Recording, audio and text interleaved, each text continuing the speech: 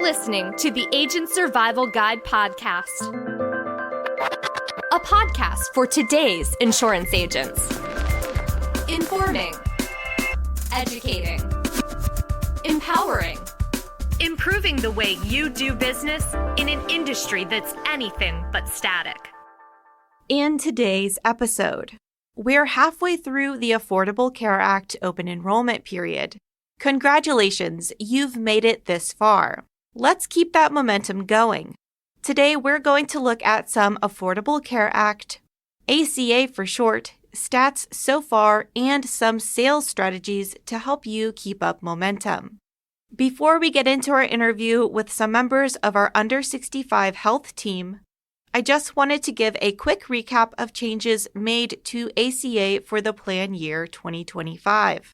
We cover breaking news on the podcast to keep you informed, so be sure you're following along. According to KFF, the number of insurers available to marketplace shoppers is higher than ever before. 97% of enrollees will have a choice of 3 or more insurers. More choices can lead to more confusion when shoppers compare plans on their own. That's why your role as an agent is vital to helping clients find the right coverage for them. The special enrollment period for those affected by the Medicaid unwinding ended on November 30th of this year. Also this year, Georgia transitioned to its own state marketplace enrollment website. Next, we have something to keep in mind. If you're selling Affordable Care Act plans in multiple states, it's important to know when the different OEPs end. California, Idaho, New Jersey, New York, Massachusetts, Rhode Island, and Washington, D.C. all end open enrollment on different dates. All other states and territories end on January 15th, 2025. So if you're selling in any of those 6 states or in D.C., your clients may have less or extra time to enroll. Those are just some updates for the ACA this year. We linked a lot of resources documenting more changes in the episode notes, so be sure to check those out. Now, without further ado, here in the studio to give you advice and tips, we have Danica Stover and Olivia Williams from our Under 65 team. I have some questions here for you both to help our agents make it through the rest of the ACA OEP. All right, let's get started with my first question. Danica, we'll start with you. Hi, so my name is Danica Stover. I'm the Under 65 Health Manager with the Ritter Insurance Marketing Sales Team. Are there any 2025 market changes that you think agents should know about? Yes, so some of this is going to be just talking about some changes that you might see over the next year, but I wanted to highlight with 2024 being an election year and the upcoming change in administration, there's a few items to watch. So the first one would be the enhanced subsidies. So currently the enhanced subsidies are approved through the Inflation Reduction Act, set to expire in December of 2025. Earlier this year, there was a bill that was introduced in both the House and the Senate proposing to make these enhanced subsidies permanent. This has not been approved yet, and that may not pass, so this is something that we'll want to watch. If the current enhanced subsidies expire and they're not extended or made permanent, it is estimated that 7.2 million people would lose access to subsidized coverage, and out of that 7.2 million, 4 million people would become uninsured, and that's from a study from the Urban Institute. Also, kind of related to that topic, we had a short-term medical ruling earlier this year, and I think we'll see some changes with market competition and products. So there was a ruling that went into effect for September 2024 that limited term availability to a maximum of 3 months plus a 1-month extension where the plans were offered. Under the previous administration, access to these products was expanded, and we may see a change back in that direction with term limits and market competition for alternative products. So on a related note, if those enhanced subsidies expire, we do anticipate more demand for alternative product options outside of the Affordable Care Act marketplace. Olivia, did you want to share your thoughts? Hi, my name is Olivia Williams, and I am on our Under 65 Health team. I am one of the Under 65 Health sales specialists. Just a few things to keep an eye on, and I know Danica touched on the subsidies and all of that. But a few things that I just found recently through an article from the Kaiser Foundation is that there are network adequacy rules that are going to be met starting in 2025. The federal marketplace plans will be required to meet maximum appointment wait time standards, which I thought was interesting. And they included a few examples in the article of no more than a 10 business day wait for a behavioral health appointment, a 15 business day wait for routine primary care appointments, and a 30 business day for non-urgent specialty care appointments. And I thought that was pretty interesting. Are there any Ritter and Integrity tools and resources that you think agents selling ACA should be using? Absolutely. So first, enrollment platforms do work a little differently with the ACA market because it depends on whether you're selling in the federal or state-based marketplace. So I'm going to focus primarily on Ritter resources to start. We have an on-demand video training library that's a great tool for new agents, as well as our Under 65 Health page on the Ritter platform. So this page is a hub for marketplace contact, certification, details, enrollment platform resources, carrier incentives, and more. And the best part about that is Ritter agents can access this at any time by logging into their account on the platform. Also, the Integrity Lead Center is available and has ACA leads and real-time call campaigns for agents looking to boost their sales. I would definitely say one of those resources would be our Under 65 Health Docs page. It has everything and anything on it that an agent would need depending on wherever they are in the life cycle of selling ACA. We have certification information. We have state-based information for those certain marketplaces. We have additional resources. We even have copies of the consumer consent collection forms and the eligibility attestation form. And we also have a few other things on there as well. Not Ritter-specific resources, but links to outside resources that we reference to a lot. Can you both share some sales and lead generation advice for agents selling in the marketplace? Yeah, so I do have a tip for agents that are getting started. Unfortunately, this is a common issue that we've come across. So I really want to drive this point home. Make sure you've completed all of the prerequisites before you sell your first policy. This is paramount to make sure you get paid the commissions that you are due and deserve. So that includes certification, licensing, and carrier appointments, and appointments in all of the states that you're selling in before you write business. You can reach out to our team if you need guidance or check out our Steps to Getting Started video on our Under 65 video training library. So my tip would be to have multiple pipelines and marketing strategies. So if you're purchasing leads, you want to supplement that with other avenues like community and grassroots marketing or using ads, whether that's newspaper, radio, TV. Also, I encourage you to lean into your existing client base to generate referrals and opportunities. So if you work with Medicare clients, they've got Under 65 Health family members, neighbors, and friends. We do have a template available that you can use to reach out to your Medicare clients and promote your services. Also, if you sell life insurance or P&C, you may already have a network of clients to market to for the Affordable Care Act Under 65 Health. I would say the sales advice is just to be comfortable with the knowledge that you acquire through selling ACA. Whether you are a brand new agent selling or an agent who's already in the marketplace selling, just be comfortable in what you know.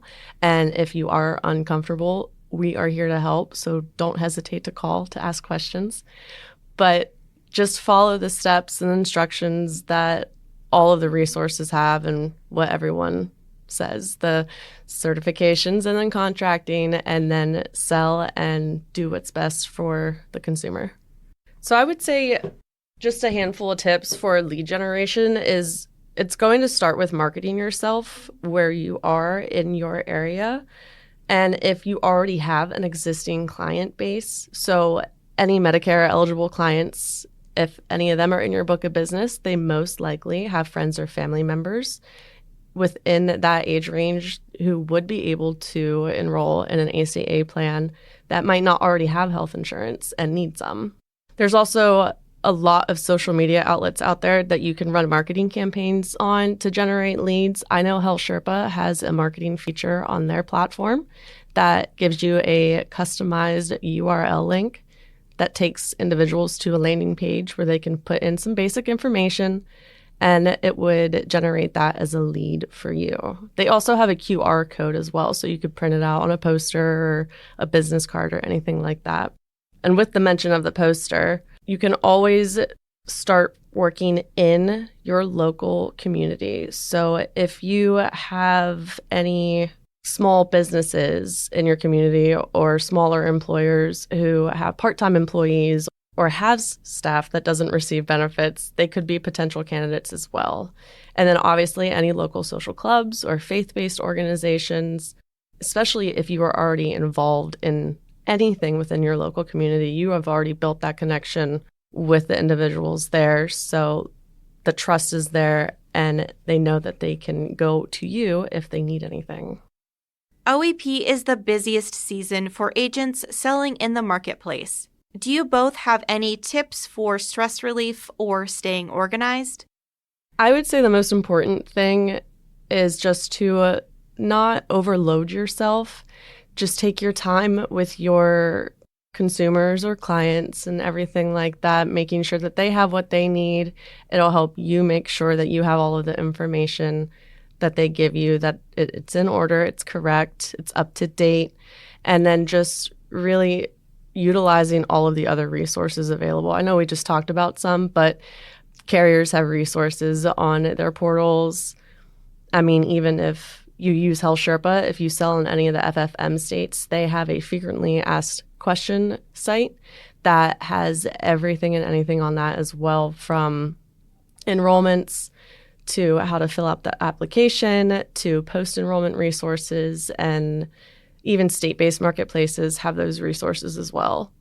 Yes. So my first tip would be to use a CRM to keep all of your client information in one place.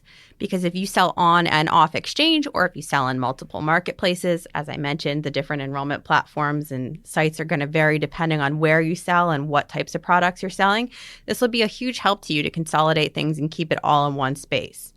Also, if you're using Outlook or Google Calendar to organize your day and keep track of your meetings, or I think it's a great tool. If you're not, I recommend that. And you can even use some AI or automation tools that are tied in with these to streamline your workflows and cut out on some of those manual processes and save you time to meet with your clients more. Here at Ritter, we're always happy to assist our agents. Danica and Olivia's Under 65 team is here to help you this OEP season. That being said, can you both share some words of encouragement to our agents? Yeah, absolutely. So first and foremost, I'd say you've made it this far. And remember, we are here to support you. So reach out to the Under 65 Health team if you do need any assistance. Another piece of advice that I have for you is, with the holidays approaching and open enrollment period running through mid-January, I encourage you to set boundaries and expectations with your current and prospective clients so that you can also enjoy some much-deserved rest and quality time with loved ones. Let your clients know you'll be unavailable and who they can contact in your absence if applicable during those times. Again, just to remember that we're here to help them succeed and do what they need to do. And again, we are always here with any answers, or hopefully any answers to the questions that you have, and then resources, and just making sure that everyone stays happy, healthy, and safe throughout the rest of this OEP and holiday season. We covered a lot so far in this episode. Do you have any additional thoughts or topics that we haven't covered? No, just kind of going back to what I mentioned with those things to watch. You know, the change in administration always brings changes to legislation, and Medicare and the Affordable Care Act are always going to be tied into that. So keeping yourself informed, check out our podcast and the Ritter blog. We try to keep you up to date and make sure you know what to expect and what's changing. Just those outside resources that I mentioned earlier, one of the ones that we frequently reference is Beyond the Basics. It is all ACA related. They do like a open enrollment prep series almost, where they go through all the situations. They have office hours that they hold as well, like our team does here internally. And I mean, I go there so often to look at the federal poverty chart, to look at the special enrollment period chart that they have that has situations and detailed examples, so you could work through some situations. They even have a premium tax calculator that I share a lot as well with individuals who are trying to make that part of quoting and enrolling a little bit smoother. But I would also like to add that nearly 988,000 new consumers selected affordable healthcare coverage in the ACA marketplace so far during this open enrollment period. Thank you so much to Danica Stover and Olivia Williams for joining me in the studio. Thanks for having me today. Thank you for having me. You can find all the resources referenced in the episode notes. You can get connected with our under 65 team here at Ritter by using the contact info in the episode notes, or by emailing us at asgpodcast@ritterim.com. Thank you for taking the time to listen. We appreciate your support. We will see you next episode. The Agent Survival Guide podcast is a production of Ritter Insurance Marketing, an integrity company. This episode was written and produced by me, Tina Lamoureux, with special guests Danica Stover and Olivia Williams. Script proofing by Sarah Rupel. Podcast design by Urban Rivera. Artwork by Vivian Zhao. Follow along with our show wherever you like to listen.